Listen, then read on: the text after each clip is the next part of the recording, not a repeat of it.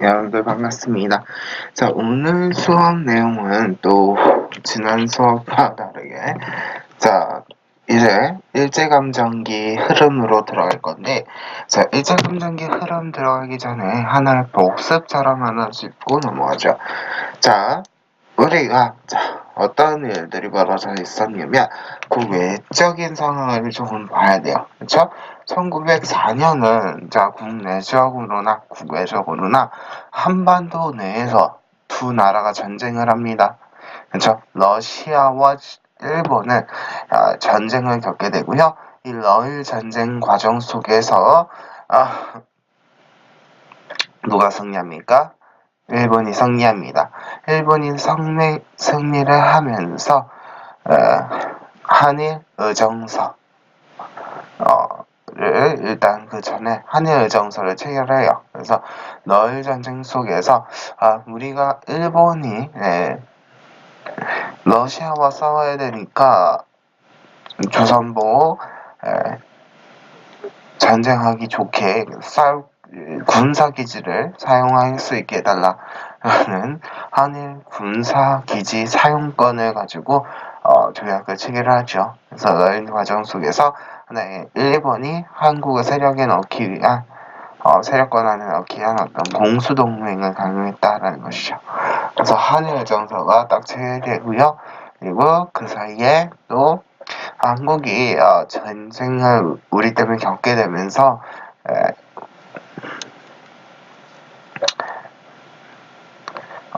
재정적인 부분을 일본인으로 한 명 넣고 외국인 한 명을 외교 고문을 넣자, 고문을 넣어라 해서 어떤 고문 정치가 실시가 되는 한일 협약, 1차 협약을 체결하게 됩니다. 그리고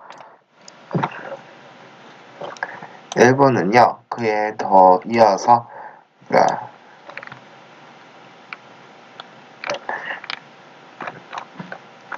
우리의 외교권을 빼앗기 위해서 일사조약을 체결하죠.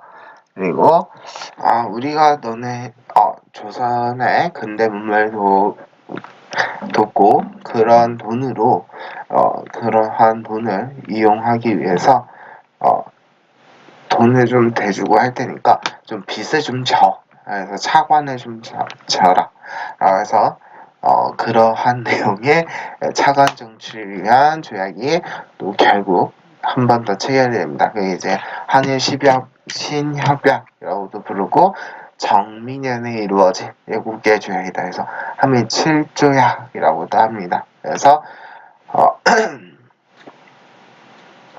일제가 어떤 대한제국의 내정도 완전히 장악했던 시기였고요. 해그 특사를 빌미로 해서 고종이 강제로 퇴위를 당하고 군대도 해산이 되죠.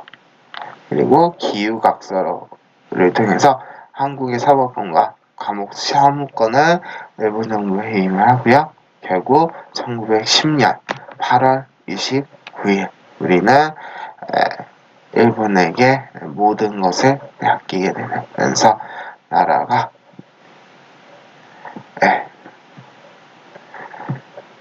국권 피탈을 겪게 되죠. 이게 이제 경술조약이라고 해서 경술국치라고 합니다. 네, 경술조약까지 내용. 그래서 총독부살치와 헌병교육제가 실시되더라. 그리고 식민지 과정 속에서 주요 조약들 다시 한 번 더 정리하시면 되겠고요. 자, 민족의 순환 파트로 넘어왔습니다. 자, 이 민족의 순환 파트는 크게 하나의 10개, 10년 단위로 끝난다라고 생각하시면 돼요. 그래서 1910년 8월 29일부터 시작을 해서 1919년 3.1운동까지 3월 1일까지의 정치 시기와 그리고 3.1운동 이후부터 1931년까지 약 20년대의 흐름 그리고 1931년부터 광복을 맞는 15년까지의 크게 세 개의 통치 파트가 있다라는 거예요. 그래서 크게 세 덩어리로 통치 흐름이 약간의 큰 변화들이 있어서 이렇게 시대를 구분을 하시면 되겠고요. 1910년대를 무단 통치 시대, 그리고 1920년대를 문화 통치, 어떤 기만적인 문화 통치 시대, 그리고 30년대부터 광복하는 1945년까지의 흐름을 이제 민족 말살 통치다라고 합니다. 자, 그래서 이 흐름을 조금 잡아 오시면서 얘기를 할 거고요. 무단 통치에 대한 특징, 통치 내용과 정치적인 흐름, 그다음에 경제는 어떻게 일본이 침탈을 했는가, 이 두 가지 흐름을 갖고 보도록 할 겁니다. 그래서 1910년대 무단 통치 시대부터 얘기를 조금 해볼 건데요. 자, 표로 그냥 정리했어요. 제가 다 정리를 했고요. 자, 여기서 부족한 부분들은 같이 더 채워나가도록 하겠습니다. 자, 1910년대는 우리가 무단통치 시대이자 이 무단통치 시대는 헌병 경찰이 를 제도화했던 시대다라고 보시면 되겠어요. 헌병 경찰이 등장을 했고요. 그렇기 때문에 어떤 공포 정치였다라고 보시면 돼요. 이게 무슨 얘기예요? 자, 헌병은요, 군대 갔다 오신 분들 알겠지만 군인들을 상대로 하는 그런 사람들이란 말이죠. 경찰 같은 존재란 말이죠. 그렇기 때문에 뭐 칼이나 몽둥이 이런 거 들고 있어도 네, 아무렇지 않은 사람들이었고, 그 군인을 상대를 하던 사람들이 민간의 치안을 담당하고 보안을 담당한다고 생각해봐요. 일반적인 사람들 입장에서 얼마나 좀 무섭지 않겠습니까? 헌병들의 이제 그 당시 헌병들의 모습들이나 이런 것을 상상해 본다면, 네, 지금도 헌병하면은 조금 공포스러움이 느껴지지 않을 수가 없어요. 그쵸? 근데 그런 사람들이 헌병의 존재를 몰라도 될 민간인들을 통치를 한다 라고 하면 얼마나 무섭겠습니까? 그리고 이 사람들은 뭘 해요? 어떤 범죄나 이런 것들이 이루어지면 자, 바로 즉결 처분을 할 수 있어요. 죽이고 싶으면 죽이는 거고 살리고 싶으면 살리는 거고 어떤 정식적인 재판을 거치지 않습니다. 그리고요, 이제 우리나라 내에서도 일본인이 또 많이 살지 않겠어요? 그쵸? 근데 일본 사람들은 범죄를 저질러도 뭐라 하지 않는데 조선 사람들은 때려야 말을 듣는다라는 논리로 태형을 시행을 합니다. 즉 태형이라고 하는 거 말 그대로 내려치고 막 하는 거예요. 몽둥이로 때려 패고 이런 거 태형이라 하죠. 그러한 제도가 남아있던 시기였다라는 거고요. 이때부터 통감부는 사라지고요. 통감부를 대신할 역할로 총독부가 형성이 돼서 총독부가 모든 걸 다 합니다. 그래서 총독이라는 존재가 이제 어떤 국정을 운영하는 총괄 책임을 졌다라는 거 보시면 되겠고요. 그 다음에 경제적인 부분 보시면 토지조사 사업이라고 해서 이제 무엇을 얘기하는 거냐면 토지조사 사업은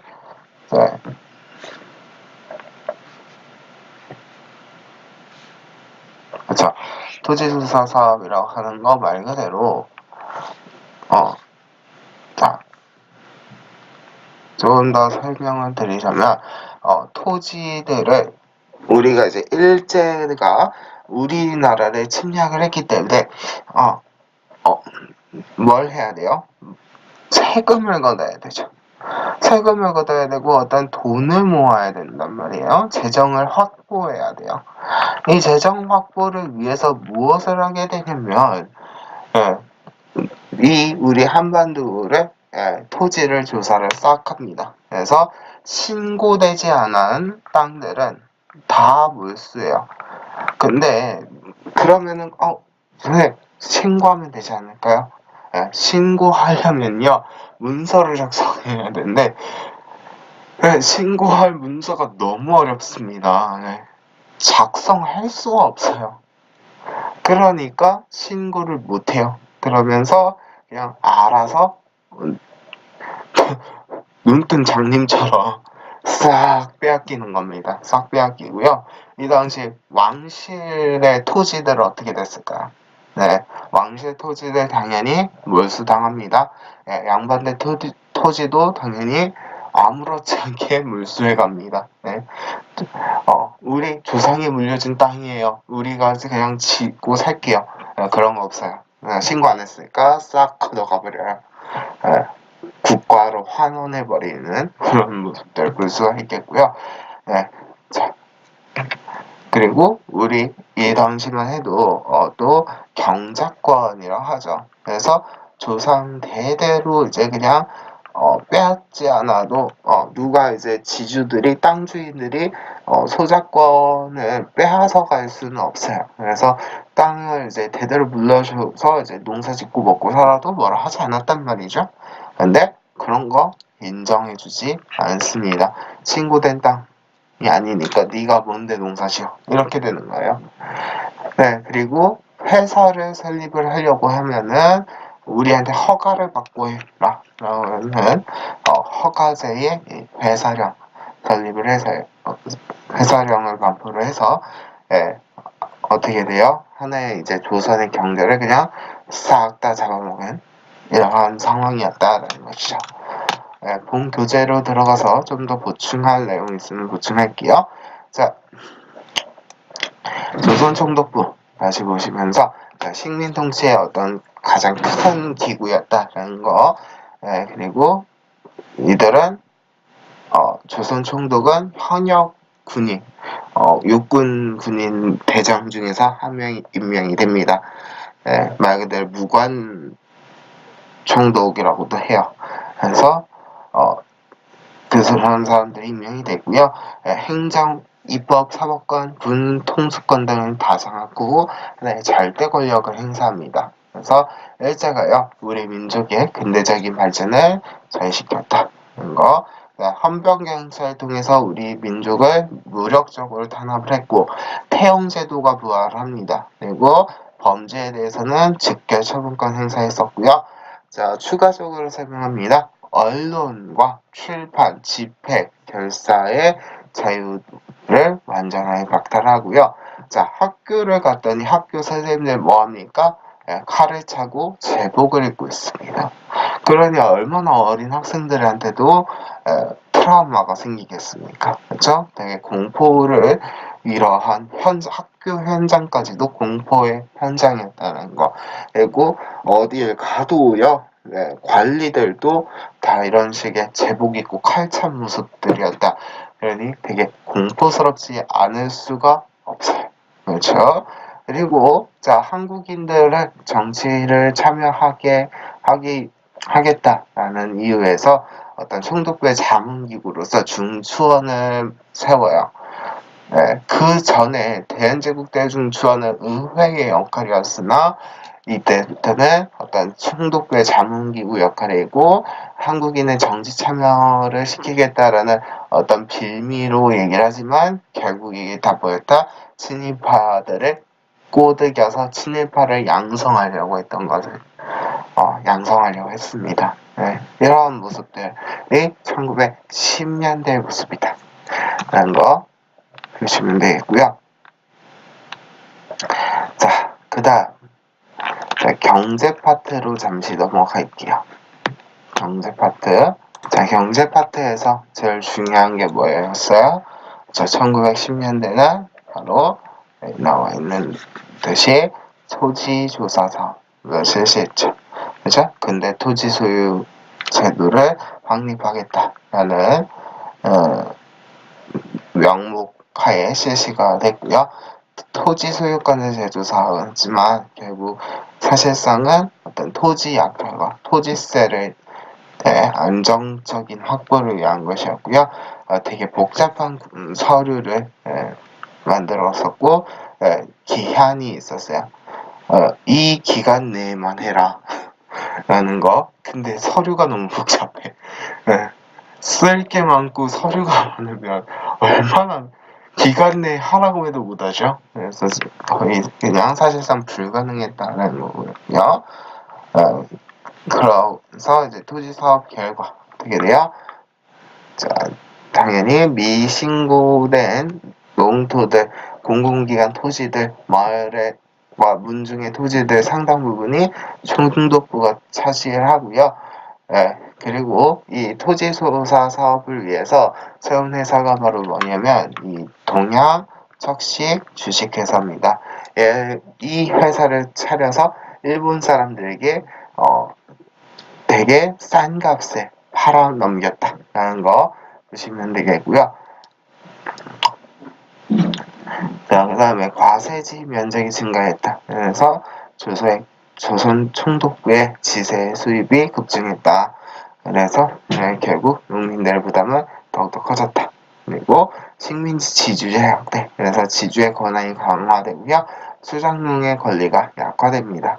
소작농민들은요, 영국적인 경사권까지도 빼앗게 되면서 소작농으로 전락을 하죠. 네, 정규직에서 비정규 계약직으로 떨어지는 소작농들의 모습 볼 수가 있었고, 이를 계기로 소작쟁이가 발생하는 배경이 형성이 됐더라라는 거 농민의 문화 한번 보시고요.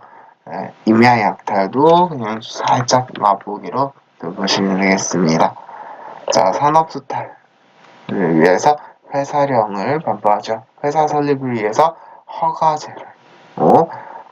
허가를 받아라 하는 허가제를 제시를 했고요. 그러나 이제 한국인의 회사 설립을 억제시키고 있다는 거. 그래서 우리나라의 민족적인 자본을 키울 수 있는 환경을 만들지 않았다는 거. 그리고 광업령, 그렇죠? 광업권에 대한 허가제였고, 경제성 있는 광산은 대부분 일본이 독점했다. 이렇게 보시면 되겠고요. 20년대로 넘어가겠습니다. 1920년대는 문화 통치로 바뀌어 이렇게 바뀔 수 있었던 이유는 뭐다? 바로 이제 3.1 운동을 계기로 해서 너네가 이렇게 우리가 무섭게 대하니까 우리한테 일본에 의해서 일본에서 저항을 하는구나. 약간 느슨하게 해줄게 라고 하면서 사실상 어떤 그냥 기만적인 행위들을 벌이는 겁니다. 그래서 어떤 기만적인 행태들을 보이는가 라고 한다면, 자, 헌병들 이제 안 하고 그냥 일반 경찰들이 치안을 담당할 거야 라고 하는데요. 사실상 헌병들의 옷만 바뀝니다. 옷만 싹 일반 경찰로 바뀌는 그런 모습 볼 수 있겠고요. 자, 그리고 문관 총독을 임명해 줄게 라고 하지만 한 번도 문관 총독이 임명이 되지 않아요.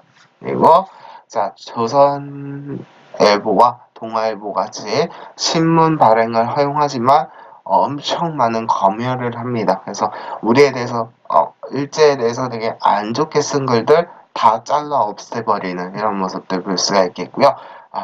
너네도 이제 교육을 받아야지 하면서 학교들을 막 설립을 합니다만 결국 이게 다 뭐예요? 초등학교 교육과 기술 교육에만 집중을 시키고 기술학교 이런 것만 설립을 합니다. 그리고 한국 사람들은 중학교, 고등학교, 대학교 갈 수가 없었어요. 이러한 상황 속에였다라는 거 보시면 되겠고요. 그리고 경제 파트 보시면 자, 산매증식 계획인데요. 산매증식 계획은 무슨 얘기냐면 쌀을 많이 더 불려서 키워가지고 그 쌀들을 다 분배를 도로 우리나라 사람들에게 해주는 게 아니라 어디로 가져가요? 일본으로 가져갑니다. 그래서 일본에 이제 어떤 바로 이제 곡식을 이제 부족해지면은 곡식을 대주는 역할을 하는 그냥 식민지로 전락을 하게 된 거고요.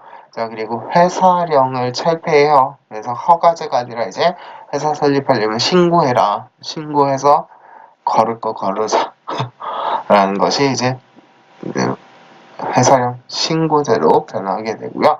일본 상품들은 관세 매기지 않습니다. 그리고 새로운 은행령들 시행이 되기도 했다라는 거 보겠습니다. 자, 1920년대. 그렇죠? 다시 정리하면, 자, 3.1운동에 나타난 민족적인 저항과 세계여론 악화로 인해서, 새로운,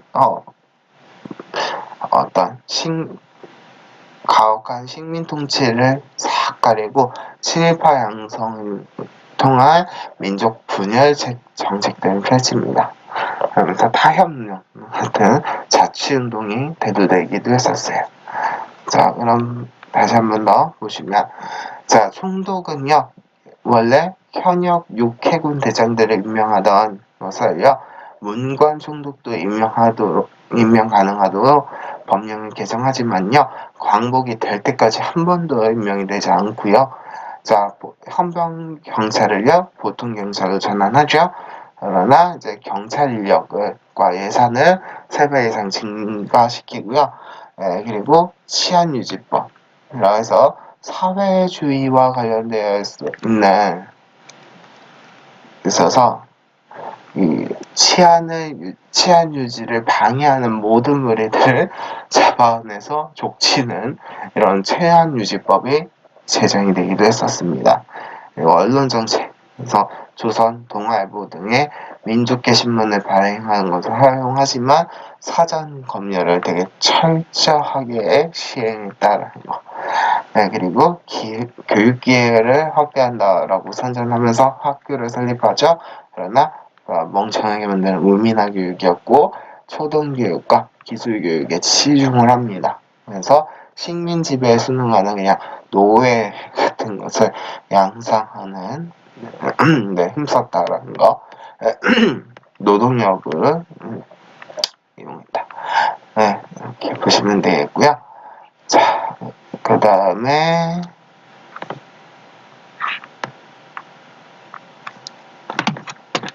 경제. 자, 다시 얘기를 하자면, 자, 1920년대는요, 경제 침탈 어떤 것들이 있었나 보면, 자, 먼저 이제 삼미징식 계획입니다.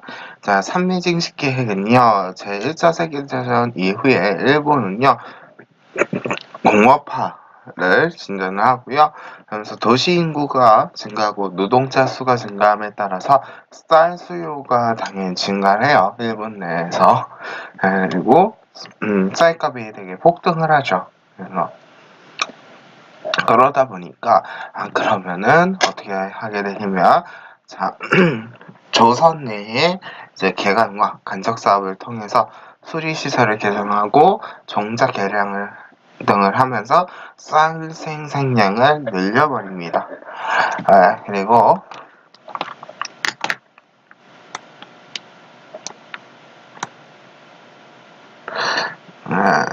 그러나 무리한 이런 쌀 증산, 생산량 증가 계획은요 목표 달성을 실패할 수밖에 없죠. 그래서 그러나 이제 그러면은 이제 수탈 계획은 이제 바꾸든지 뭔가를 바꿔야 되는데 수탈 계획은 그대로 실시하면서 조선의 식량 사정은 되게 악화됩니다. 그리고 만주에서 수입한 작곡으로 우리나라 사람들 먹고 살았다라는 거 보시면 되고요. 식민지 지주제 강화, 그래서 수리비, 수리조합비, 품종계량비, 비료대금 등 농민들이 정산 비용을 지주 대신 부담을 하게 되면서 농가의 부채가 증가하면서 농민층들이 몰락을 하고요.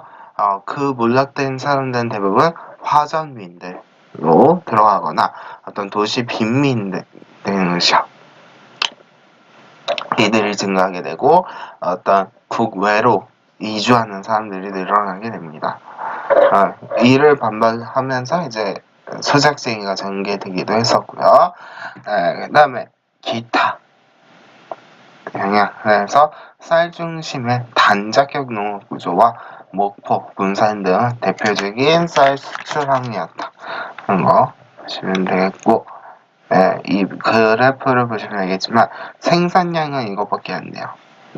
근데 국내 소비량은 점점 줄죠. 먹을 수 있는 쌀이 아니니까.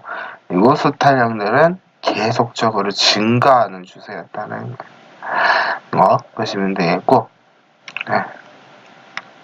농민계층 구성 보시면 알겠지만 소장민과 화장민의 비율이 엄청 높아지고 있는 모습도 볼 수가 있겠죠. 네.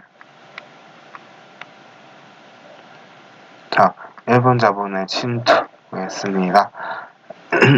자, 1차 세계대전으로요, 일본은 자본주의가 급성장합니다. 그리고 유럽 시장은 좀 줄어들게 되고요. 한국에 자본을 투자하고 상품 시장 확대와 값싼 노동력 이용의 욕구 증대가 늘어납니다. 그래서 회사량을 없애버리고 신고세를 전환합니다. 그래서 일본 독점 자본의 조선 침투를 쉽게 하고자 했었고요.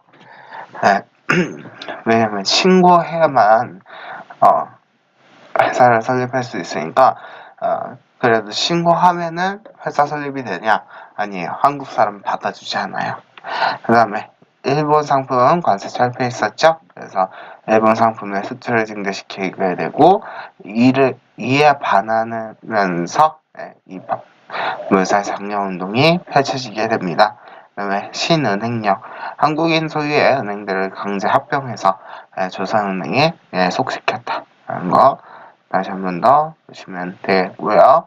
30년대로 30년대, 40년대로 넘어갈게요.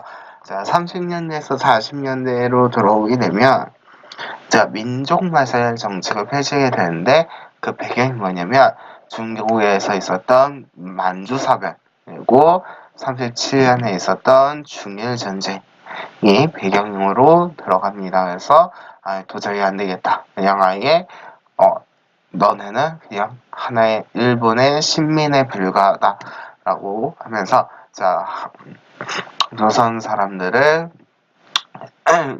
다 일본 사람화 하려고 했다는 거죠. 그래서 내선일체를 강조합니다. 그래서 내국이라고 하는 건 일본입니다. 네. 일본 국과 선 조선은요 일체 하나의 몸덩어리다. 그래서 이들은 그래서 너네는 원래부터 뿌리부터 그냥 일본 사람들이었다. 근데 너네가 조선에 살면서 뿌리가 변화된 거다. 그래서 우리가 이거를 다시 개화시켜서 바꾸겠다, 개조시키겠다라는 얘기야. 그래서 원래 하던 대로 신사에서 참배할 것을 강요하는 그런 모습도 볼 수가 있겠고요. 그리고 이제 그러니 너네는 일본 사람이니 일본어를 써라. 그래서 우리말 못 쓰게 합니다. 그리고 우리나라 말도 다 한자로 되어 있죠. 근데 일본 사람들도 한자 이름 써요.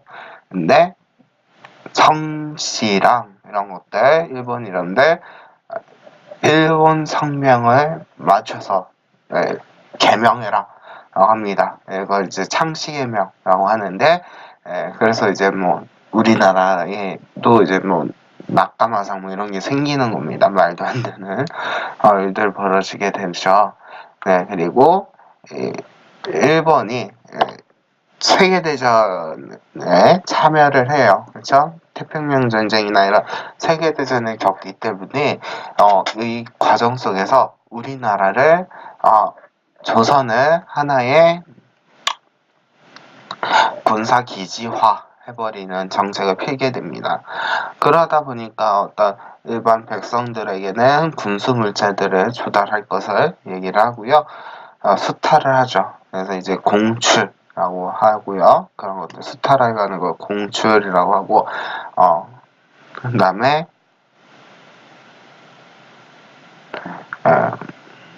배분하는 그런 그래서 그냥 너네 먹을 만큼 뭐 먹고 살 만큼만 딱 떨어지게만 주는 그런 모습들 보이게 되고요. 그리고 남자들은 너네도 일본 사람이니까 그냥 우리를 위해서 싸워라, 싸우다 죽어라 라고 하면서 군대나 이런 곳을 끌려가게 되고요. 또 이제 그냥 여기서 이제 종알바지처럼 활용이 되기도 하고, 또 기타 등등 이제 노역장으로 끌려가기도 합니다. 그리고 여성들 같은 경우 아직까지도 문제인 위안부로 끌려 들어가는 그런 모습들을 볼 수 있겠습니다. 자, 그러면은 우리 본 교재에서 또 얘기를 또 해보도록 하죠. 다시 자, 민족말살 통치 볼게요. 자, 1세가요 만주사변, 중일전쟁, 그리고 그 외에 또 태평양 전쟁으로 침략 전쟁이 더욱더 커져 나가죠. 그러나 세계 경제 공황 등으로 인해서 경제 위기와 사회 불안이 커져갑니다. 대외 침략 전쟁 주장하는 군부 쿠데타로 인해서 군국주의 체제가 등장하게 됩니다. 자, 그래서 이 전쟁을 위한 인적, 물적 자원을 효율적으로 동원하기 위해서 한국인들의 어떤 민족의식을 말살시켜요. 그래서 너네는 원래부터 한국 사람이 아니라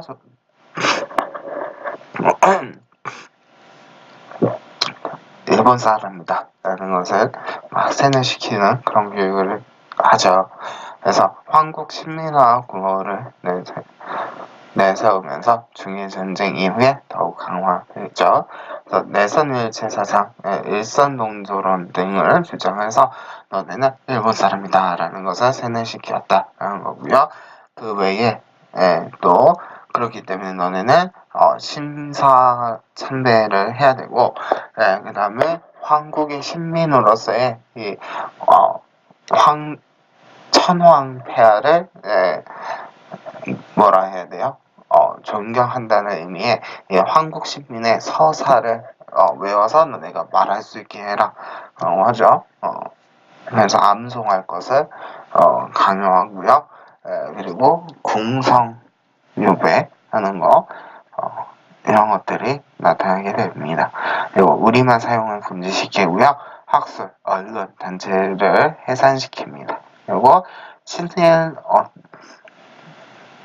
언론을 변절해 조선 동아일보마저 없애버리고요. 1942년에 조선어 학회 사건이 있었죠. 그리고 일본식 성명을 강요해요. 그래서 개명하지 않으면 그의 자제들에게 상급학교 진학할 수 있는 거 거부하고요. 공직 채용도 안 하고 우선 징용 대상이었고 식량 배급 제외 등을 해 이런 불이익을 주기도 했다는 거요. 이렇게 보시면 되겠고요. 한국신민서사 내용 있는데 읽어보세요 그냥. 그리고 쑥 내려가서 1930년대 이후의 경제정책 보도록 하겠습니다. 자, 병창기지화 정책이죠. 침략전쟁이 전개되면서 전쟁에 필요한 물자 조달을 위해서 우리나라를 그냥 군사기지로 활용했다라는 겁니다. 그리고 나중에는 어떤 공업화 정책까지도 시행을 하게 되고요.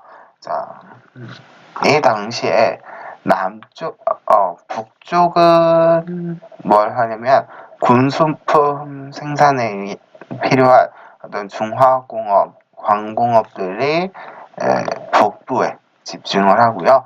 자, 1920년대 후반부터 일본이 독점 자본을 진출하고 1940년대부터는 경국보다 중화 비중이 커지고 생산품이 대부분 일본 수출되는 군수 공업원료였고요. 남쪽은 어떻게 됐냐면 어떤 곡식이나 면화 이런 거 재배하게끔 했어요. 그리고 자, 이로 인해서 공업의 발전에 지역적 편차가 심해지고 또 농업 경제 농업과 공업 그리고 경공업과 중공 사이에 불균형이 심화됩니다. 그리고 소비재 생산이 감소되고요. 공장 대부분 일본인 소유를 해서 한국인 노동자에 대해서 가혹한 착취를 하고 착취를 했다는 거 보시면 되겠고 40년대에 노동쟁이가 활성화될 수 있게 해주는 계기가 됐다는 거 자, 여기서 중요한 건 바로 이 남면 북양 정책입니다. 이게 이제 가장 중요한데요. 자, 남면 북양은 뭐냐면 남쪽에는 면화들을 키우고 북쪽에는 어떤 양 이런 것들을 대비하는데 자, 자,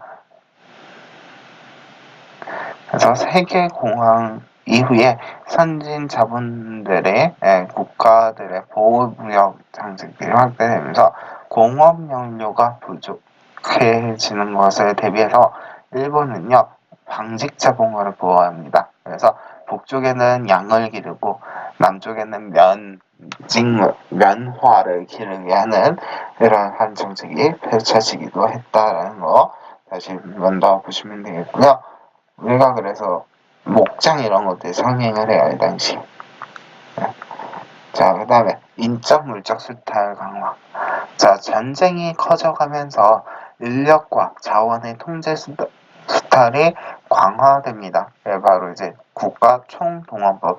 너네 이제 전쟁에 모두 다 참여해라. 라는 총동원법이 발행이 되게 돼요. 네, 그리고 자, 그래서 국민 징용력 그리고 여성들은 위안부로 끌려가는 그런 모습들이 보이게 되죠.